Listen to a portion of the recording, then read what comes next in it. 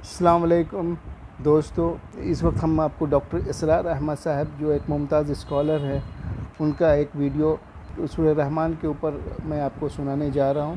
یہ سورہ میں چونکہ اس سورہ کو قرآن کا دلہن کہا گیا ہے، تو اور اس میں اللہ تعالیٰ نے کہا کہ تم ان کے اللہ کے نعمتوں کو کن کن چیزوں کو تم جھٹلاؤ گے، تو اس کے اوپر ہم سننے جا رہے ہیں ڈاکٹر اسرار احمد صاحب کا اس بیان کو۔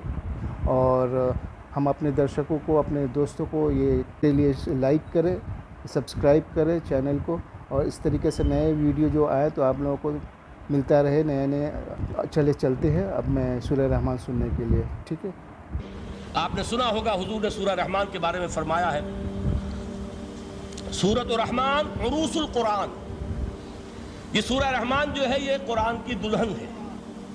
جیسے دلہن کو آپ خوشنما لباس پہناتے ہیں، آراستہ پیراستہ اس کو گہنے اور اس کو زیور پہناتے ہیں، تو جس طریقے سے سجاتے ہیں آپ دلہن کو، اللہ تعالیٰ نے ایک سورت قرآن مجید میں یہ ایسی رکھی ہے سورہ رحمان کہ اسے خوب سجایا ہے۔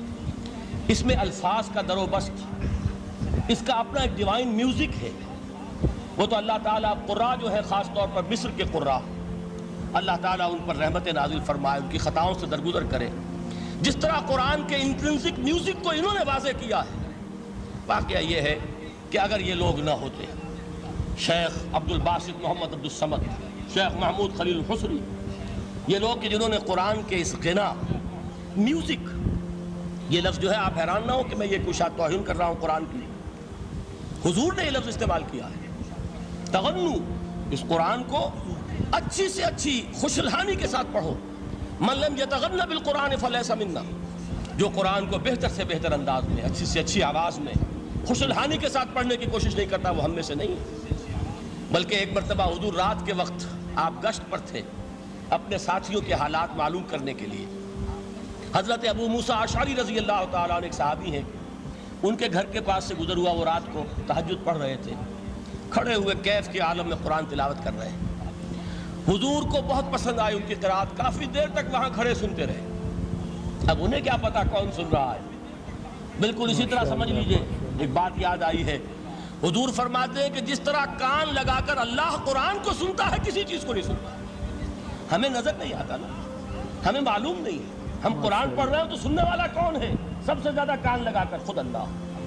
یہاں اس لیے مجھے یاد آیا کہ ابو موسیٰ اشعری کو کیا پتا تھا کہ کون سن رہا ہے؟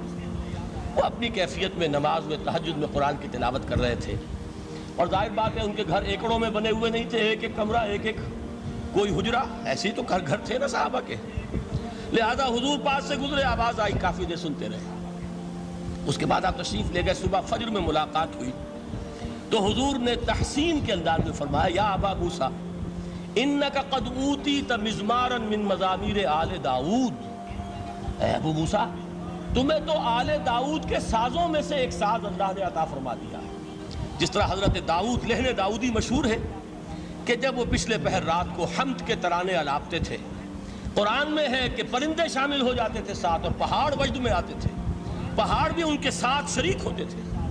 تو جس طرح کا اللہ نے ان کو لہن عطا فرمایا تھا، حضور نے تحسین کے انداز میں فرمایا ہے، ابو موسیٰ اشعری اللہ نے تمہیں بھی آل داؤد کے سازوں میں سے ایک ساز عطا فرمایا۔ بہرحال قرآن مجید کا جو یہ میوزک ہے، قرآن کے الفاظ کا جو حسن ہے، جہاں تک حسن معنوی ہے وہ تو ہر لفظ میں ہے، لیکن یہ حسن ظاہری، حسن صوتی، حسن لفظی، یہ اپنے کلائمیکس پر آپ کو نظر آئے گا سورہ رحمان میں۔ لیکن قرآن میں یہ سورت اس اعتبار سے بھی ممتاز ہے، اس کی 4 آیات پر ذرا توجہ کریں گے، عجیب حقائق سامنے آئیں گے۔ جہاں یہ قرآن مجید کے حسن صوت اور حسن لفظی کی معراج ہے، وہیں اس کی پہلی 4 آیات میں 4 چوٹی کی چیزوں کا ذکر ہے، سب سے اونچی چیز ہے۔ پہلی آیت کیا ہے؟ الرحمن، ایک آیت ہو گئی۔ رحمان کیا ہے؟ اللہ کا نام ہے۔ کبھی آپ نے غور کیا اللہ کے ناموں میں سب سے پیارا نام کون سا ہوگا؟ رحمان۔ کیوں؟ اس کا مادہ کیا ہے؟ رحمت۔ ہمیں سب سے بڑھ کر جس چیز کی ضرورت ہے وہ کیا ہے؟ رحمت خدا بندی۔ نام اچھی طرح سن لیجئے اس حضور کے قول کو۔ حضور فرماتے کوئی شخص جنت میں مجرد اپنے عمل کی بنیاد پر داخل نہیں ہو سکے گا جب تک کہ رحمت خدا بندی دستگیری نہ کرے۔ کسی صحابی نے بڑی ہمت اور جرأت کا ثبوت دیا کہ پوچھ لیا کیا حضور آپ بھی؟ جب آپ نے فرمایا کوئی شخص داخل نہیں ہو سکتا جنت میں محض اپنے عمل کی بنیاد پر جب تک کہ رحمت خداوندی جو ہے وہ دستگیری نہ فرمائے. پوچھا گیا کیا آپ بھی؟ آپ نے فرمایا ہاں میں بھی. آپ انداز کیجئے کہ اگر محمد الرسول اللہ بھی رحمت خداوندی کے ضرورت مند ہوں تو تاب دیگراں چہ رسد ہماری تو سب سے بڑی ضرورت رحمت خداوندی ہے.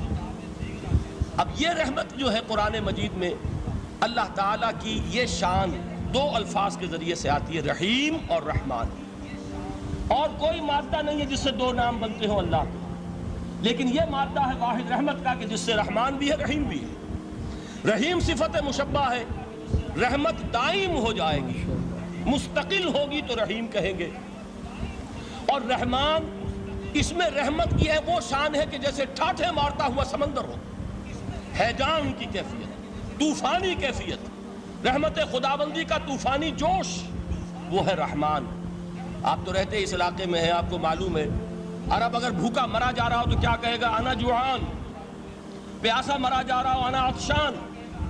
بہت غضبناک ہوگا غضبان، غضبان آصفہ قرآن میں آیا، بہت غضبناک. رحمان جس کی رحمت جو ہے جوش میں ہے، ٹھاٹھے مارتے ہوئے سمندر کے مانند. تو یہ اللہ تعالیٰ کے ناموں میں سب سے پیارا نام.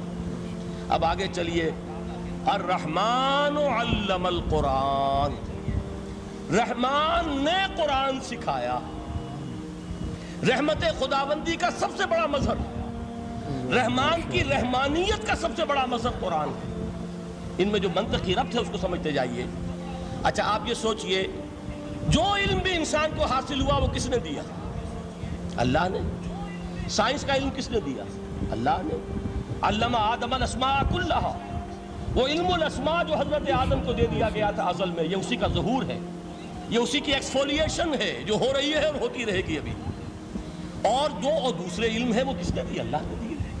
لا یحیطون بشیء من علمہ الا بما شاء، مخلوق میں سے کوئی اللہ کے علم میں سے کسی شے کا احاطہ نہیں کر سکتا مگر وہ جتنا اللہ دینا چاہے. لیکن یہ کہ تمام علوم میں چوٹی کا علم قرآن. نوٹ کرتے جائیے، اب چوٹی کی چیزیں جمع کیجیے. اللہ کے ناموں میں چوٹی کا نام رحمان. اللہ نے جو کچھ انسان کو سکھایا اس میں چوٹی کا علم قرآن. ماشاءاللہ. خلق الانسان، انسان کو پیدا فرمایا. سوال یہ کہ حیوانات کو کس نے پیدا فرمایا؟ آسمان کس نے پیدا کی؟ زمین کس نے پیدا کی؟ فرشتے کس نے پیدا کیے؟ کیا مطلب خلق الانسان؟ اس کی تمام مخلوقات میں اس کا کلائمیکس، اس کی تخلیق کی معراج، اس کے تخلیق کا نقطہ عروج انسان ہے. یہ ہے کہ جو مسجود ملائک بنا ہے.